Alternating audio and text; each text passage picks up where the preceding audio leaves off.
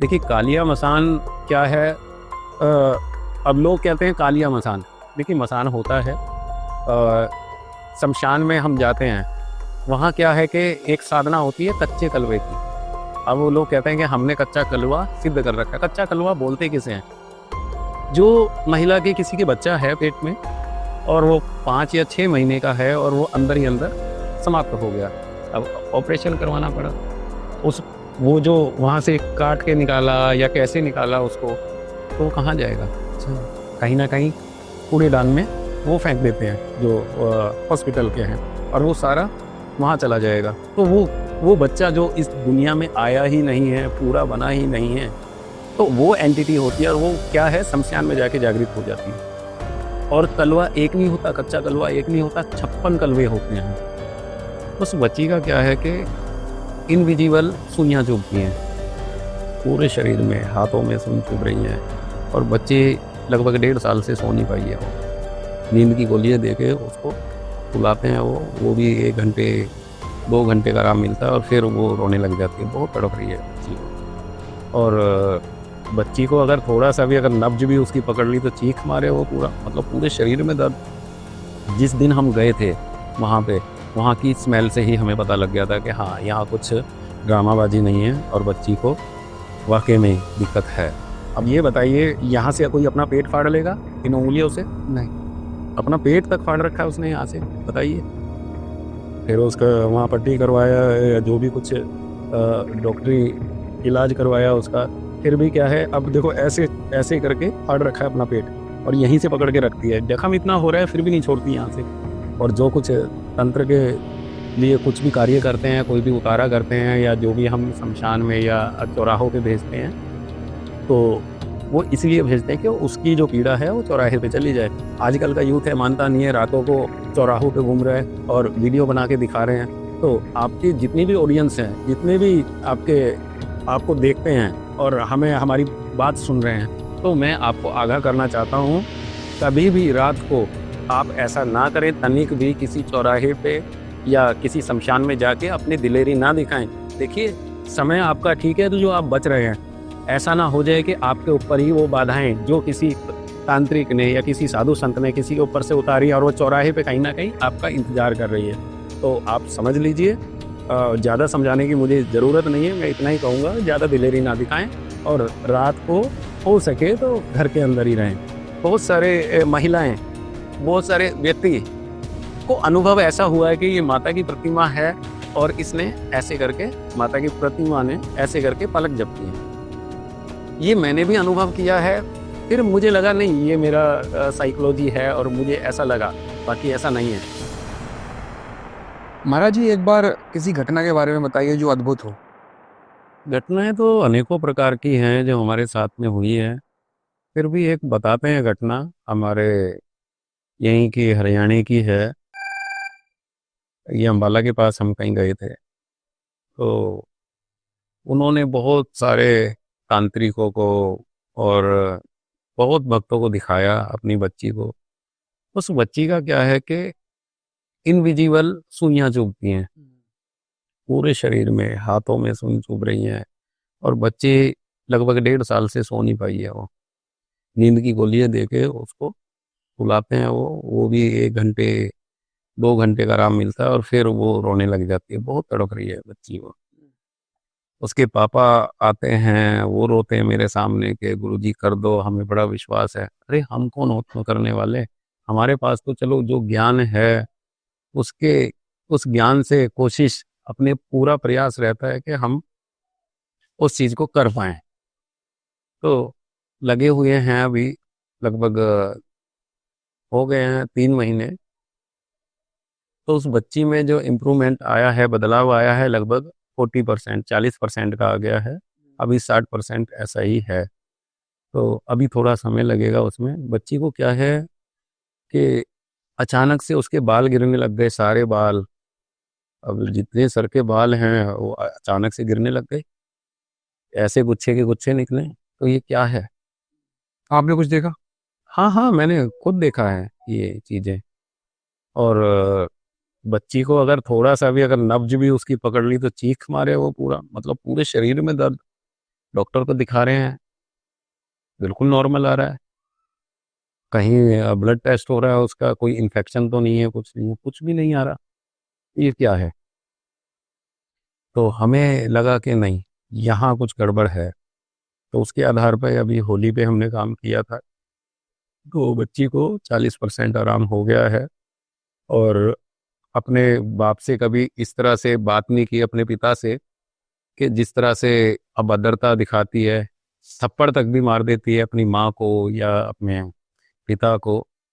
और ऐसा उग्र रूप हो जाता है उसका कि समझना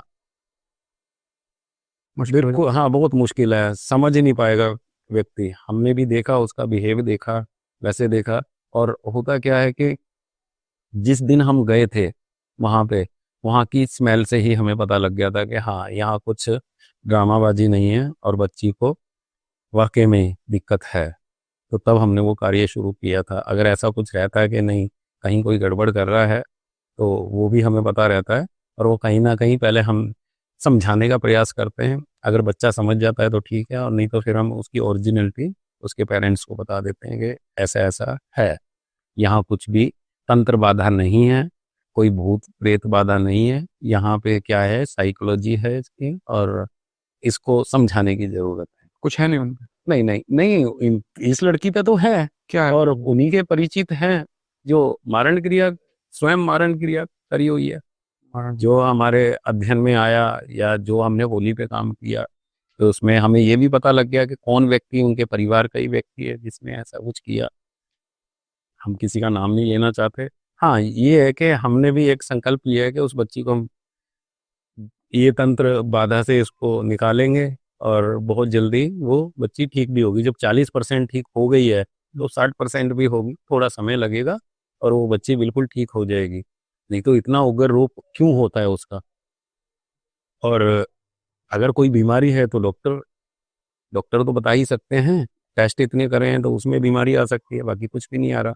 तो देखिए, तंत्र बाधा जो होती है जिसपे मारण क्रिया की जाती है, तो वहाँ वो व्यक्ति ही जानता है कि उसको कितनी पीड़ा है। उस व्यक्ति को ही पता है, उसकी अंतरात्मा जानती है कि उस पीड़ा से वो जूझ रहा है, गुजर रहा है। तो सामने वाले व्यक्ति तो कुछ भी कह देगा उसको कि ये ड्रामा है, या ये फालतू का कुछ कर रही है। तो ऐसा नहीं है कि सभी बच्चे ऐसे हैं, हकीकत भी कुछ होता है। और जो भी उस बच्ची के साथ में हो रहा है, अब ये बताइए, यहाँ से कोई अपना पेट फाड़ लेगा इन उंगलियों से? नहीं। अपना पेट तक फाड़ रखा है उसने यहाँ से, बताइए। फिर उसका वहाँ पट्टी करवाया है या जो भी कुछ डॉक्टरी इलाज करवाया उसका, फिर भी क्या है, अब देखो ऐसे ऐसे करके फाड़ रखा है अपना पेट, और यहीं से पकड़ के रखती है। जख्म इतना हो रहा है फिर भी नहीं छोड़ती यहाँ से। 40% का ये मतलब बता रहा हूँ मैं कि वो ये अब पकड़ना छोड़ दिया है उसने। बातें मानने लग गई है बच्ची अपने माता पिता की। और जो कुछ तंत्र के लिए कुछ भी कार्य करते हैं, कोई भी उतारा करते हैं, या जो भी हम शमशान में या चौराहों पे भेजते हैं, तो वो इसलिए भेजते हैं कि उसकी जो पीड़ा है वो चौराहे पे चली जाए। आजकल का यूथ है, मानता नहीं है, रातों को चौराहों पे घूम रहा है और वीडियो बना के दिखा रहे हैं। तो आपकी जितनी भी ऑडियंस है, जितने भी आपके आपको देखते हैं और हमें हमारी बात सुन रहे हैं, तो मैं आपको आगाह करना चाहता हूँ, कभी भी रात को आप ऐसा ना करें। तनिक भी किसी चौराहे पे या किसी शमशान में जाके अपनी दिलेरी ना दिखाएं। देखिए, समय आपका ठीक है तो जो आप बच रहे हैं, ऐसा ना हो जाए कि आपके ऊपर ही वो बाधाएं जो किसी तांत्रिक ने या किसी साधु संत ने किसी के ऊपर से उतारी, और वो चौराहे पे कहीं ना कहीं आपका इंतजार कर रही है। तो आप समझ लीजिए, ज़्यादा समझाने की मुझे ज़रूरत नहीं है। मैं इतना ही कहूँगा, ज़्यादा दिलेरी ना दिखाएं, और रात को हो सके तो घर के अंदर ही रहें। ये नहीं है कि आप चौराहों पे जाके कुछ ये मिठाई खा के दिखा रहे हैं, शमशान में जाके कब तक आपका, कभी ना कभी तो अटैक होगा ज़रूर। पाला पड़ेगा। हाँ, पाला पड़ेगा उन चीज़ों से, और फिर सारा समझ आ जाएगा, पूरा जीवन निकल जाएगा उनका। फिर भी समझ नहीं आएगी कि ये हुआ क्या हमारे साथ में। ठीक। ओरिजिनल साधु संत को कैसे आप ढूंढ पाएंगे? कैसे एक अच्छे साधक को ढूंढ पाएंगे? लूटेंगे, जितना भी आपकी जमा पूंजी है सब खाली हो जाएगी। और फिर तब कहेंगे हे ईश्वर ये मैंने क्या किया। ईश्वर भी ये, परमात्मा भी ये कहेगा भाई ये तूने खुद किया है, और जो खुद किया है तेरा कर्म है, भुगत। महाराज जी, लोग तंत्र को इतना डरावना क्यों समझते हैं? क्या वजह है? देखिए तंत्र डरावना नहीं होता, लोगों ने डर फैला रखा है। अगर तंत्र इतना डरावना होता तो सबसे पहले तो हम डरते, साधक लोग डरते। तो कहीं भी आप जा रहे हैं, किसी साधक से पूछ रहे हैं, किसी तांत्रिक से पूछ रहे हैं, अगर वो डर दे रहा है आपको तो समझ लीजिए वो डरा के आपसे एक मोटी रकम वसूलना चाहता है। और जो डर नहीं दे रहा और बिल्कुल प्यार से बता रहे कि ये चीज ऐसे है, ये ऐसे है और इसका ये समाधान है, तो आप वहां जाके काम करवा लीजिए। और जो डर दे रहा तो समझ लीजिए यहाँ आपको मोटी रकम देनी पड़ेगी। तो महाराज जी, तंत्र से किसी को अटैक किया जा सकता है और मान लीजिए कर रहा है, तो क्या उसके दुष्परिणाम करने वाले को मिलेंगे? हाँ, मिल मिल सकते हैं बिल्कुल। क्या है कि अब मैं बताता हूँ, आपने कहा कि तंत्र से क्या सामने वाले को पीड़ा दे सकते हैं। देखिए ये सच्चाई है, तंत्र से सामने वाले को पीड़ा दी जा सकती है। और दूसरा ये कि अगर कोई तंत्र से पीड़ा में है तो उसको बचाया भी जा सकता है। कहते हैं ना लोहा लोहे को काटता है, जिस तरह से उसने तंत्र किया उसी तरह से हम बचाने के लिए वो तंत्र करेंगे और उसकी पीड़ा दूर हो जाएगी। महाराज जी, मैंने सुना है आप 64 योगिनी मंदिर पे जाते हैं, तो वहां आप किस प्रकार की साधना करते हैं? देखिए 64 योगिनी मंदिर पे अनेकों प्रकार की साधनाएं हैं। अब वो कहते हैं कि करण पिशाचने की साधना। अब लोग कहते हैं करण पिशाचने की साधना हमने करी, हमने वहां जाके करी, हमने अनेकों प्रकार के स्थान बताते हैं। बाकी 64 योगिनी में भी ये करण पिशाचने की साधना होती है। और वो करण पिशाचनी नहीं है, वो हमारी कुल देवी है। होती क्या, नव दुर्गा होती है, ठीक है, 51 शक्तिपीठ है। और उनके योगनियां कौन है, 64 योगनियां जो वहां पे हैं। तो अगर जो उनकी साधना कर ली, अपनी कुलदेवी की कर लीजिए साथ में, और 64 योगनी को कर लीजिए। 64 योगनी में से कोई तो जागृत होगी जो आपको आपका सुनेगी और आपको बोलेगी कि मेरी ये वाली पूजा कर और मैं तेरे भंडार भर दूंगी। सामने वाले व्यक्ति का पहले ही नहीं कान में बता देगी, योगनियां भी बताती हैं।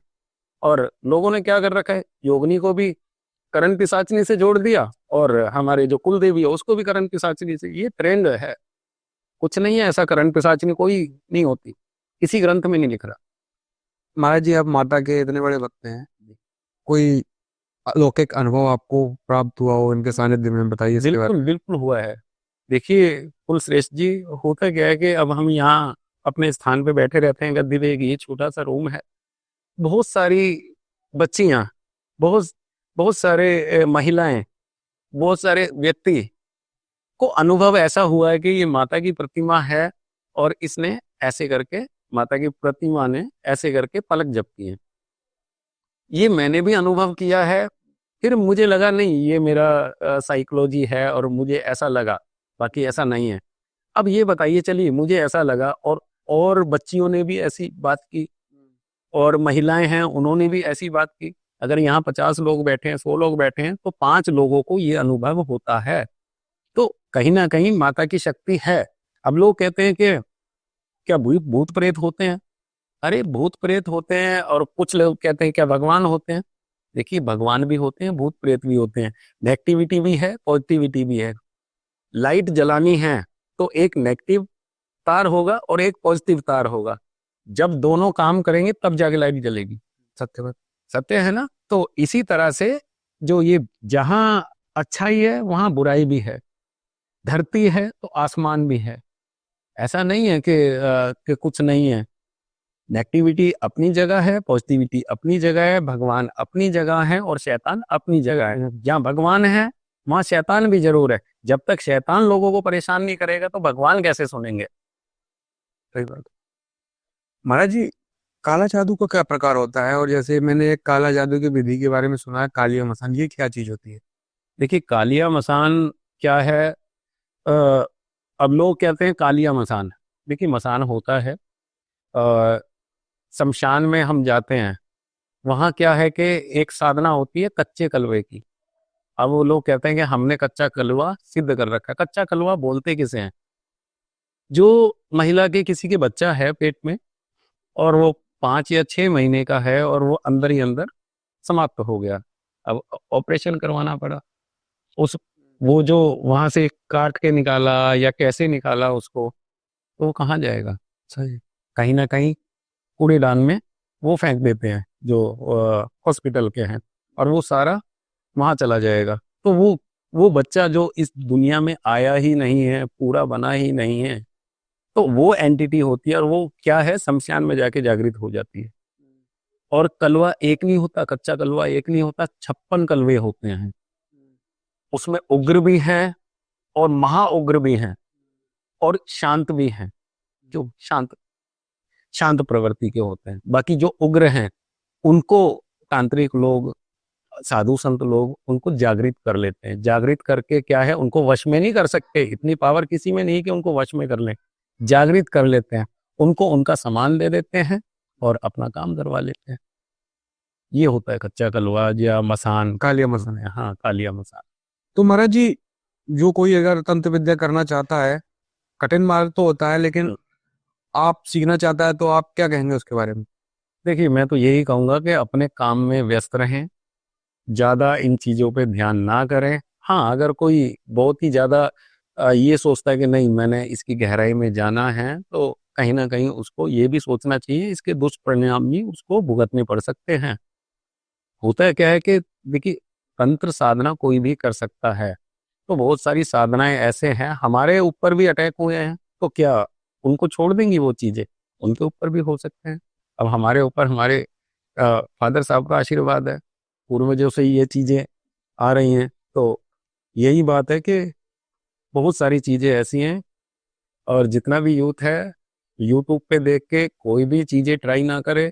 कोई ये ना सोचे हाँ किसी ने ये चीज़ बताई है तो हम ट्राई कर लें, तो ये कहीं ना कहीं आपके ऊपर अटैक भी कर सकती है वो चीज़ें।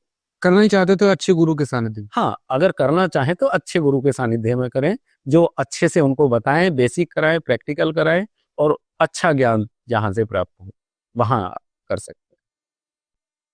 तो महाराज जी, हमें और हमारे दर्शकों को समय देने के लिए आपका बहुत बहुत धन्यवाद।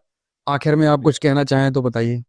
देखिए, हम इतना ही कहना चाहते हैं आपके दर्शकों से कि मंदिर के लिए फंड की आवश्यकता है हमें। हम ये नहीं कहते कि हमें इतना सारा दे दीजिए, जितना भी सामर्थ्य है उतना आप हमें डोनेशन कर सकते हैं माँ भद्रकाली धाम सेवा ट्रस्ट में। और हमारा जो डोनेशन का जो अकाउंट नंबर है और जो स्कैनर है वो कुलश्रेष्ठ जी डिस्क्रिप्शन में डाल देंगे, और हमारे जो जितने लिंक हैं वो डिस्क्रिप्शन में मिल जाएंगे आपको। और भविष्य में फिर कभी ज़रूरत हुई, जैसे कि अब हमें 64 योगिनी जाना होता है, तो वहाँ भी एक शूट आपके साथ में ज़रूर करेंगे। जी महाराज जी। हाँ, तो जय माता की, हर हर महादेव। जय माता दी मित्रों।